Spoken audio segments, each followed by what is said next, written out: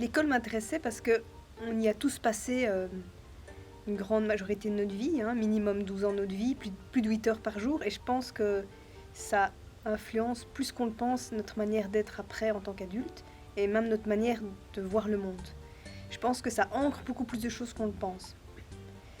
Et j'avais envie de partir du point de vue d'une enfant qui arrive à l'école et qui découvre ce nouveau microcosme, et notamment tous les enjeux sociaux qui y sont liés, et la nécessité de s'intégrer et le besoin de reconnaissance, qui après, elle va le retrouver tout au long de sa vie en tant qu'adulte, mais c'est la première confrontation à tous ces enjeux, parce que finalement c'est la base de l'humanité.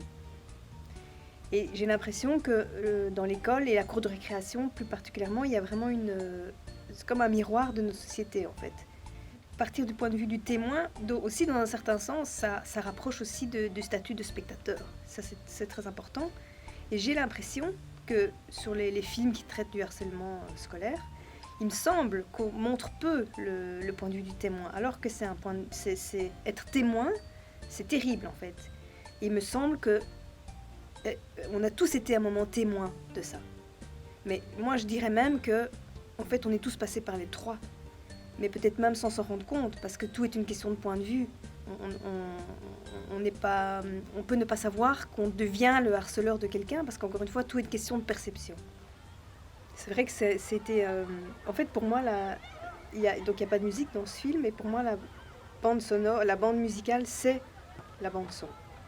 Parce que, en fait, pendant le tournage, je dirigeais les enfants au moment même, et donc il fallait couper ma voix entre les dialogues. Et du coup, il a fallu recréer toute la bande-son. En post-production. En post-production, oui. Les deux ingé-sons ont été reprendre des vrais sons de cours de récréation et plein de sons seuls d'enfants. Et donc vraiment chaque cri d'enfant est disposé à certains endroits pour créer de la tension ou pas. Et même le traitement des silences aussi est très travaillé dans ce film, parce que finalement, dans ce film, le silence devient presque plus angoissant que le brouhaha. Et c'est comme ça à l'école aussi, parce qu'on s'habitue à ce brouhaha.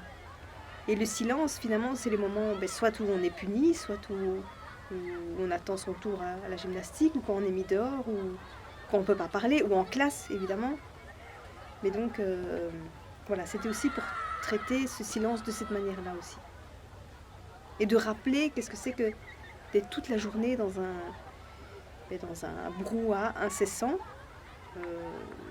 Et d'ailleurs, il y a plusieurs spectateurs qui me disaient qu'à la fin, ils étaient lessivés par le son, mais on a tous été lessivés, il me semble, en tant qu'enfant, en rentrant à la maison par ce son. Et encore une fois, pour moi, c'est aussi une expérience sensorielle, et c'est important, parce que c'est ça l'école aussi, c'est aussi ce son.